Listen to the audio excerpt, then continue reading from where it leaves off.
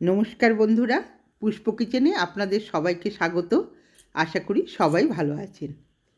আজকে আমার রেসিপি ঘরে থাকা কিছু উপকরণ দিয়ে আলুর দো পেঁয়াজা।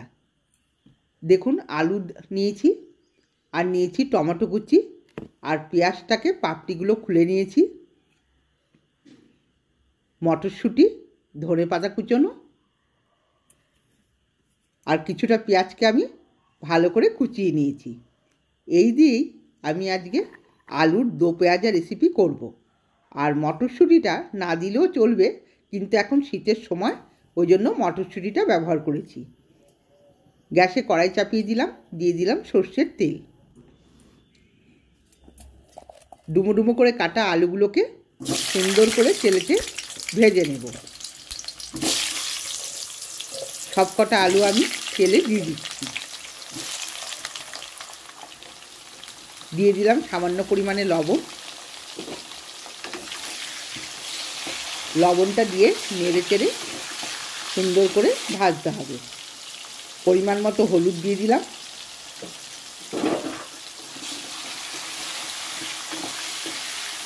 ভালো করে একটু নেড়ে চেড়ে দেবো, হলুদটা সব জায়গায় যেন মিশে যায়।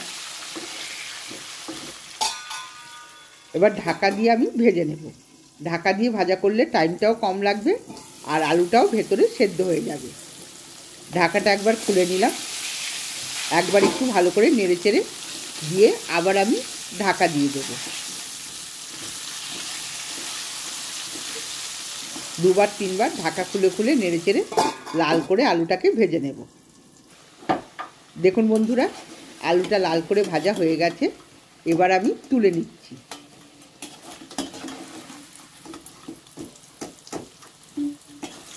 সব আলুগুলোকে কড়াই থেকে তুলে নেব।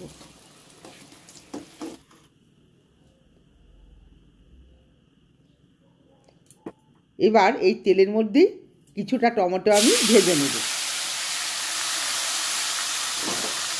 টমেটোটা খুব লাল করে ভাজার দরকার নেই, হালকা একটু ভেজে তুলে নেব। দেখুন ভাজাটা হয়ে গেছে, একটু হালকা ভাজা হলেই হবে। এবার তুলে নিচ্ছি আর বাকি টমেটোটা আমি পরে কাজে লাগাবো। অর্ধেকটা টমেটো আমি এখানে ভেজে নিই। এবার ওই তেলেতে দিয়ে দিলাম দুটো টুকরো করে ছিঁড়ে নেওয়া তেজপাতা, গোটা গরম মশলা। একটু নেড়ে চেড়ে ভেজে নেব। এবার দিয়ে দিচ্ছি গোটা জিরে হাফ চামচ গোটা জিরে দিয়ে ফোড়নটাকে সুন্দর করে নেড়ে চেড়ে একটু লাল করে ভাজতে হবে।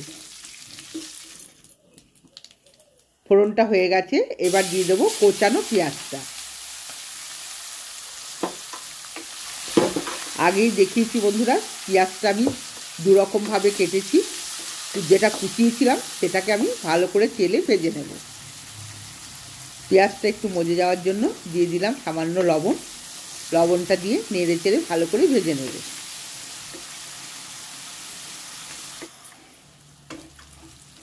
পেঁয়াজটা লাল করে ভাজা হয়ে গেছে। এবার দিয়ে দিচ্ছি আদা, রসুন আর কাঁচা লঙ্কার পেস্টটা আগে থেকেই করে রেখেছিলাম। সামান্য জল দিয়ে দেবো, দিয়ে মশলার পেস্টটাকে সুন্দর করে একটু কষিয়ে নেব।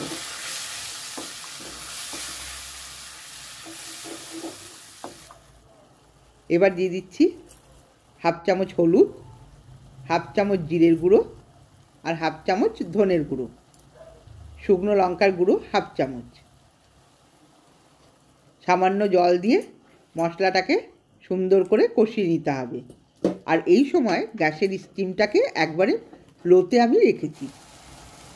দেখুন মশলাটা কষানো হয়ে গেছে। এবার দিয়ে দিচ্ছি আর বাকি টমেটোগুলো। এখানে আমি টমেটোর ব্যবহারটা একটু বেশি করেছি, খেতে খুব ভালো লাগে। টমেটোটা দিয়ে নেড়ে চেড়ে কষিয়ে নেব 2 মিনিট। একবার ঢাকা দিয়ে দিলাম। দেখুন ঢাকাটা খুলে টমেটোটা পুরো নরম হয়ে গেছে আর মশলাটা দিয়ে তেলটাও ছেড়ে দিয়েছে। এবার দিয়ে দিচ্ছি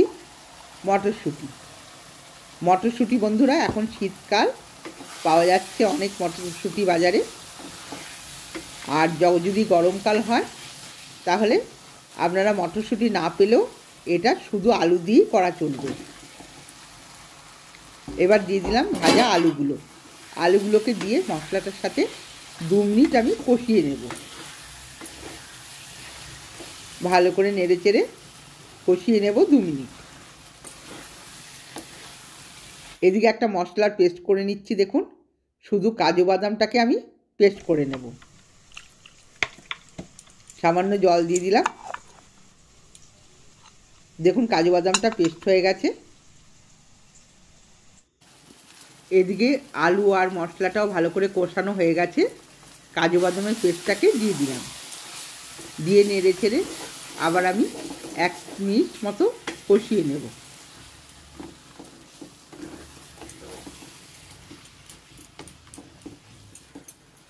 দেখুন কষানো হয়ে গেছে। এবার দিয়ে দিচ্ছি সামান্য পরিমাণে চিনি। চিনিটা দিয়ে একটু নেড়ে চেড়ে ভালো করে মিশিয়ে দেব।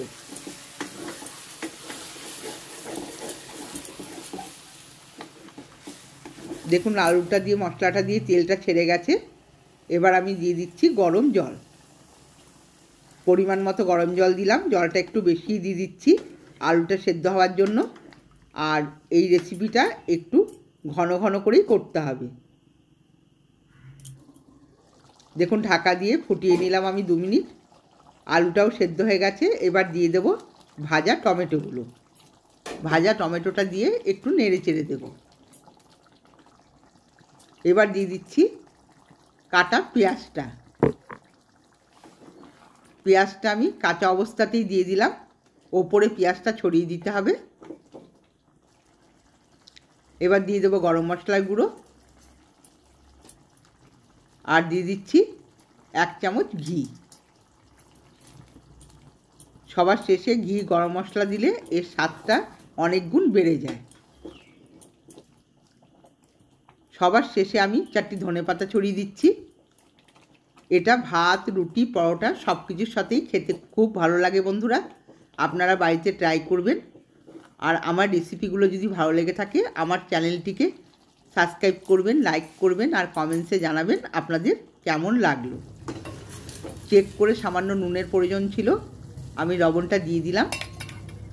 এবার দেখুন আমার আলুর দো পেঁয়াজা রেডি হয়ে গেছে।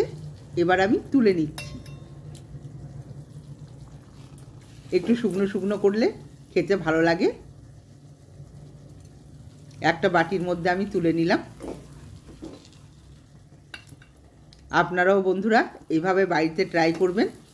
দেখবেন ঘরে থাকা কিছু উপকরণ দিয়ে রেসিপিটি কত সুন্দর লাগে আর খেতে হয় দুর্দান্ত।